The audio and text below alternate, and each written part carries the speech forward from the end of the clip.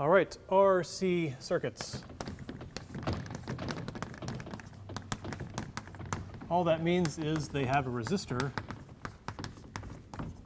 and a capacitor. That's really all it means. So let's draw a circuit with a resistor and a capacitor, and a battery. There's our EMF coming up here, everything's fine. Resistor there, and capacitor there, which looks dangerously like a battery. So when the two bars are the same length, it's a capacitor. And also when you write a C next to it, it's a capacitor. Okay, so let's apply Kirchhoff's rules to this thing. Well, there's no junctions in it, so we're just going to apply the loop rule.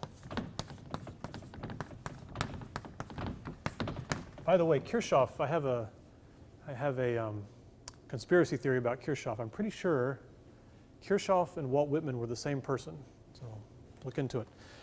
Okay, we're going to apply the loop rule. The first thing we have to do is define our current direction, like that. And for the loop rule, we want to define our loop direction. I like to go clockwise, because that's the kind of guy I am. Okay, so we go around. Let's start here. I'm a test charge. I'm moving along. I'm moving with the resistor, with the current, so it's minus IR. Okay, and now I get to the capacitor. Well, what's the potential drop across a capacitor? It's not necessarily related to current, it's related to charge, right? CV equals Q, or let's see, the delta V across a capacitor is the charge on its plates divided by the capacitance.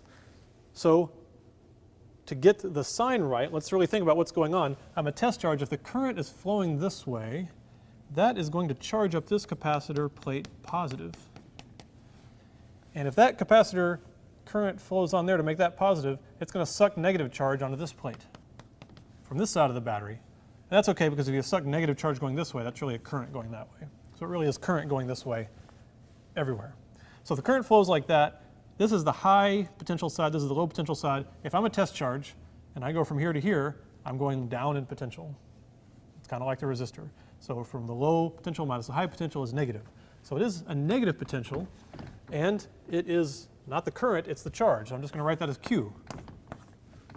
It's Q over C. Okay, and let's just keep going. I am a test charge, and when I go across the battery from the low to the high side, then that is plus EMF equals 0.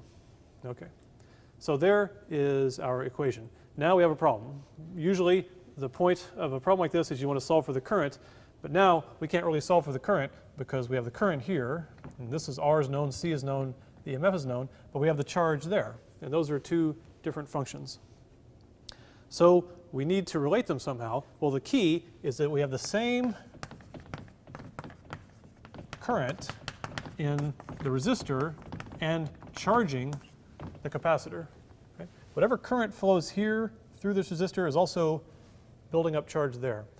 If that current is building up charge on that capacitor, then we do know one thing. We know that current is the time rate of change of the charge. We know if there's a current going through here, that's in amps, that's in coulombs per second. That's how many coulombs per second are building up on the capacitor. So we do actually have an equation to relate these two things. So what we're going to do is, instead of writing this in terms of I and Q, current and charge, we're going to write it just in terms of charge, because we can replace this I with dq dt. Okay? So let's do that. So let's see. So that's minus IR. So that's going to be minus R dq dt.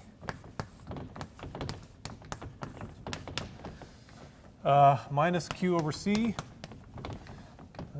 plus EMF equals 0. And now we have to solve that. And now this is big.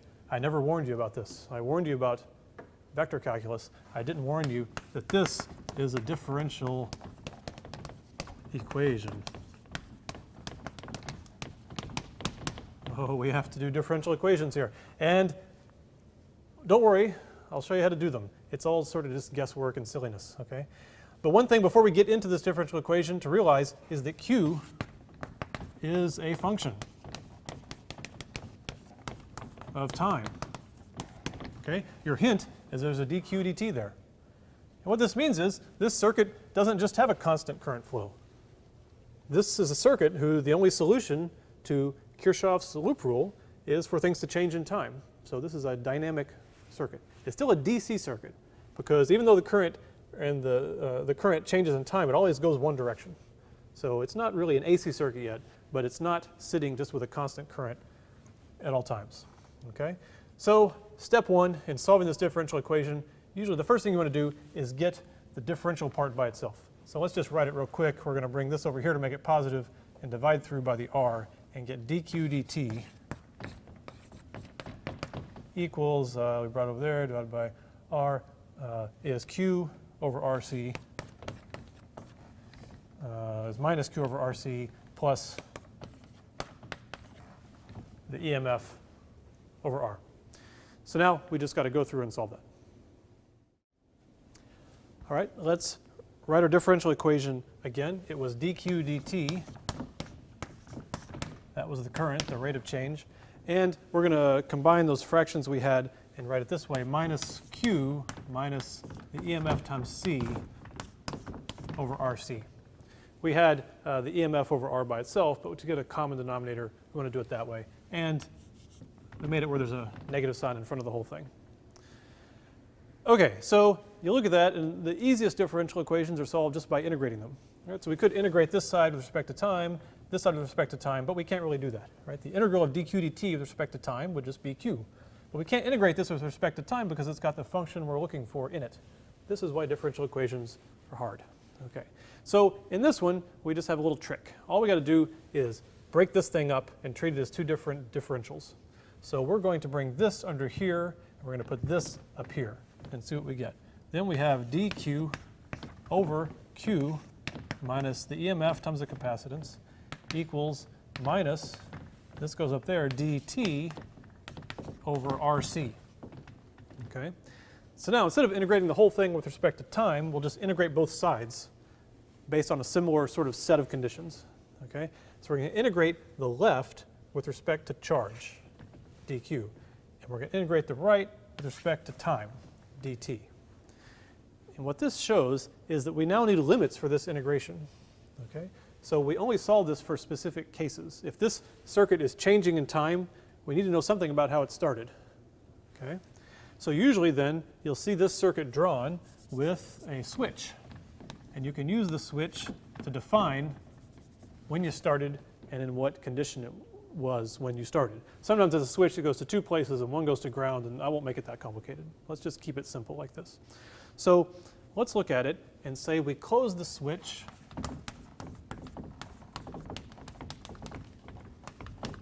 at time equals 0. And let's say then that while the switch is open, everything's discharged. There's no charge on the capacitor. Okay?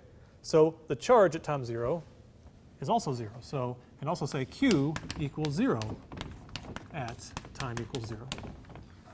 So we can write the limits on our integrals to be the same for both integrals. So we're going to integrate from time 0 up to some time t. Okay?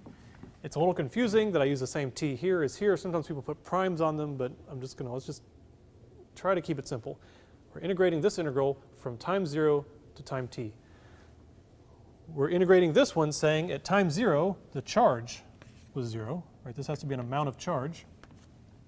And at time t, it's going to build up to some charge, which we'll go ahead and call big Q, even though we called it big Q down here. It's going to be the same thing. Okay? So these are the integrals we have to do. Okay, so the integral of dq over q minus a constant is just the natural log. You know, the integral of dx over x is natural log x. If you have this constant hanging here, you just stick it in there. So this one is natural log of q minus the EMF times the capacitance evaluated from 0 to q. Okay? And the integral of dt with respect to time is just t.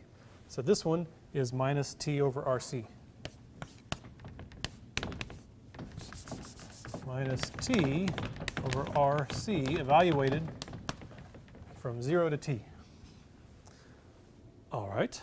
let's see. So now let's figure out then what we got here. So this, now we're plugging Q into the variable Q. When we're plugging T into the variable T, this becomes natural log of Q minus epsilon, or minus the EMF times C, minus the natural log. We plug in 0 of just minus the EMF times the capacitance. So that's just a log, or natural log minus natural log. And then here, minus we plug in the T for the T, we get minus T over RC, minus, when we plug in 0, we get nothing. So 2 natural log terms, and then equals minus T over RC. Let's keep going. Okay, so if you have the natural log of A minus the natural log of B, that's the natural log of A over B.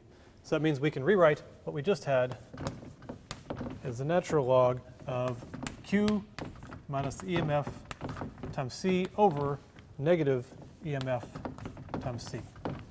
That's just that those two log terms equals minus time over RC. Okay, now remember what we're trying to do. I think we're trying to find Q, right? We're trying to find Q as a function of time. So if we want to get Q out of that natural log, you exponentiate both sides of the equation. So you basically say e to all this and e to all that, okay? Because e to the natural log of something is just the thing. So Q minus the EMF times C over minus the EMF times C is e to the minus T over RC. Okay, and then we can bring this up here, and then you'll have Q minus the EMF over C, and bring that to the other side, and then you'll end up with Q equals the EMF times C minus the EMF times C times e to the minus T over RC. So I just brought that over there and then brought that over there to get Q by itself.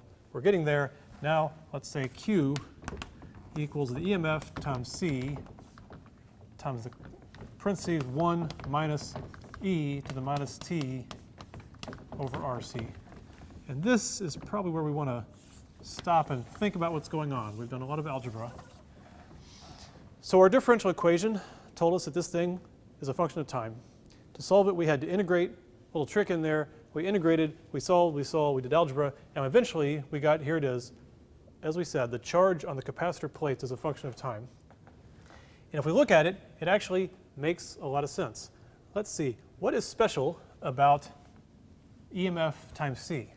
Well, if we were to ignore the resistor and really not really think about current flow, what would happen if we just had a capacitor here and a battery here? Well, this would be at a high potential of the EMF, and this would be at a low potential of the difference of the EMF. You'd basically just be putting a potential difference of the EMF over the capacitor. And these would just be wires, right? There's no resistance, there's no real current flow to worry about. And then you would have just the definition of capacitance. You would have that the charge on the wires would just be the EMF times the capacitance.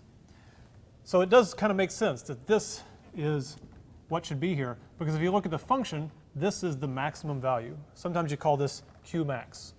The maximum charge you're going to get on this capacitor is the EMF times the capacitance. It makes more sense actually if we plot it. Let's go ahead and plot now. Didn't leave a lot of room, but let's plot versus time, Q, the charge on the capacitor. Okay, at time equals 0, early time, that's when we first threw the switch. Let's see mathematically what it tells us. E to the 0 is 1. Doesn't matter what all this is. If we have e to the 0, that's 1. 1 minus 1 is 0. Doesn't matter what Q max is. Q is supposed to be 0 at t equals 0. It had better be, because that's what we put in our integral limits, right? So when we flip the switch, we said it was 0, so sure enough, you get 0. If we wait a really long time, let t be really big, let it be infinity, right? E to the minus something is 1 over e to the something. E to the infinity is big, 1 over e to the infinity is 0. So basically, this is an exponential function that goes to 0 at really large time, t. So if this goes to 0, this is 1, then sure enough, at long time, this goes to what we call Q max, the maximum charge of the capacitor. So we could put a line here and say this is the EMF times the capacitance. This is the maximum value this function goes to. And then you just have to know about exponential functions and know what this is going to look like. It's going to make its way from 0 to the maximum value, kind of like that. not the best one I've ever drawn. But that's the idea, is it makes its way up towards the maximum value.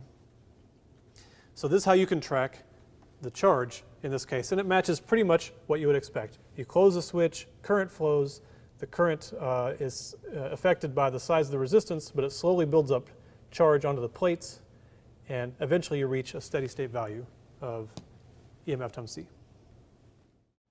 We understand the charge on the capacitor. Now let's think about what we usually really want is the current flowing in the circuit.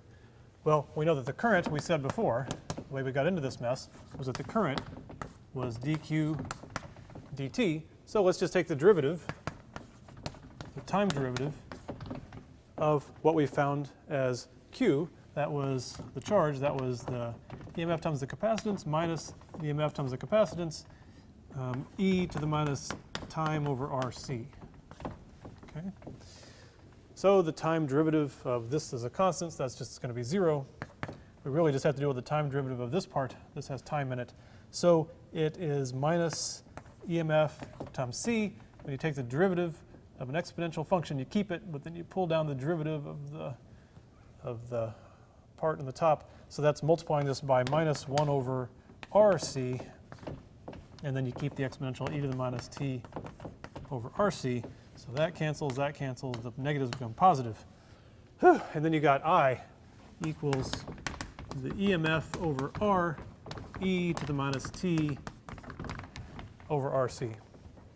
So now we have the current as a function of time in terms of the things we were given, the EMF of the battery, R, and C. Let's plot it and see if it makes any sense physically. Time, current. At time equals 0, e to the 0 is 1. So it's going to start at t equals 0 up here at, if this is 1, EMF over R. That's where it's going to start. And if you know your exponential functions, this becomes big, this thing goes down exponentially, and it'll be exponential decay. Something kind of like that. So we have a big current at the beginning, and it goes to 0. And that actually matches physically what you'd expect, right? At first, when we close the circuit, when we first close the switch, there's no charge on this capacitor yet. There's no potential drop across this capacitor yet. All the initial potential drop goes across the resistor. So at the very beginning, the resistor doesn't even know that the capacitor is there. It's just like a wire at the very beginning because it has no potential drop across it. Therefore, you do, at the beginning, get Ohm's law. EMF equals IR. And that's why you get that initial current value. But as the current flows, charges up the capacitor, suddenly some of the potential drop from the battery goes at the capacitor, not the resistor. That's what we've been solving this whole time. So slowly the potential drops across the resistor goes down in time, therefore the current goes down in time. So physically, this answer makes sense as well. The main quantity you talk about from an RC circuit is the time constant. What is the typical time it takes for this circuit to go from when we threw the switch to when it reaches sort of a steady state? And it's usually not infinity. It really takes a long time for it to happen. It's usually sort of this 1 over e point. So we call that the time constant, and it's usually called tau, and it's equal to RC. It's a thing under the time in the exponential part. So it's called the RC time constant. Okay. So that's the behavior of charging a capacitor. Now let's look at the interesting case of discharging a capacitor. Let's look at an even simpler circuit. Here we go. A resistor here and a capacitor here. That doesn't look like it's going to do anything, right? If you made that and just set it on a table, it wouldn't do anything. Well, it might do something. It might be a useful way to look at discharging the capacitor. If in the last circuit we charged it, this might be a way to discharge it. So let's analyze that, but the key is we're going to use Kirchhoff's loop rule, and when you do that, don't think about what's going to happen in the circuit. Don't think to the end. Just apply Kirchhoff's loop rule. And one of the first things you do is you say the current is going to go that way, and I'm going to loop clockwise. That's all you got to do. Okay, loop rule. I'm a little test charge. Okay, and you're going to go across this capacitor. Well, if the current is this way, it's going to build up positive there and negative there. So we're going from high to low. So that would be minus Q over C is the potential drop across capacitor. And now you're going again with the current across a resistor, so that's minus IR. And then you're back where you started, equals 0. That's what we get from the loop rule. So now it's similar to before. I'm going to solve this for I. I'm going to bring this over here, and I'm going to divide by the R. And I'm going to get I equals minus Q over RC. And we can't really do much with that because here we have Q and here we have current. But of course, the current through the resistor is the dQ dt on the capacitor. So I'll say dQ dt equals minus Q over RC. Well, we can't integrate that because we don't know Q, but we'll do this thing where we switch it all around, and this becomes dQ over Q equals minus dt over RC. Okay. And now is the time we have to think about what we're doing. We have to think about the physical experiment because now we're going to integrate. And we have to have limits on the integration, and those limits have to match what we're doing. So let's imagine then that we're starting with a charged capacitor. So it starts at Q naught, and it's going to change from Q naught to some other charge Q. Okay? So Q will become sort of our function, but Q naught is our initial value instead of 0, like before. That's going to happen. We're going to start at time equals 0. So we're going to say it has some charge Q naught at some time equals 0, and we're going to go to time t when it has some different Q at time t. All right, so let's do our integral. The integral of dQ over Q is just the natural log of Q evaluated from Q naught to Q, and the integral of minus dt over RC is minus t over RC evaluated from 0 to t. So this is the natural log of Q minus the natural log of Q naught, and when you subtract natural logs, it's a ratio. So this is the natural log of Q over Q naught, like we did just a minute ago for me, and this is still minus t over RC, because when you plug in 0, you get 0. All right, similar, exponentiate both sides, and this becomes Q over Q naught is e to the minus t over RC. All right, so then we solve that for Q, and then here is your Q as a function of time. The charge on the capacitor is some initial value, e to the minus t over RC. So if we were to plot that, that's just exponential decay. So that's saying if we have this capacitor charged up and we just start the circuit at time equals 0 or close the switch, say, the charge will go down. And that makes sense. If the charge is built up here, it'll flow, and this charge will flow over here to neutralize the capacitor, and it will eventually go to 0, and nothing will happen. Well, let's look at the current and see if that makes sense. The current is dQ dt. So that equals, that's just a constant, so e to the minus t over RC. The derivative will remain e to the minus t over RC, and you pull out the derivative of this part with respect to time, which is minus 1 over RC, minus Q naught over RC, e to the minus t over RC. And that is your decaying current. And look, a negative sign showed up. Because sure enough, if we have positive charge here built up on this capacitor, and that's our initial condition, then the current's going to go the other way. To set this up, I assumed the current went this way, and I assumed it was all like this. And I said, don't think about it. Just start setting it up for Kirchhoff's law rule. It's better not to think about it ahead of time. Just set it up. And in the end, it will work. Because here we have an initial current that eventually goes to 0, but it's actually negative, as it should be. So if this is I, and here's negative current, it's negative going the opposite direction of how we drew it, and it decays to 0. So therefore, there are the circuits to both charge and discharge a capacitor.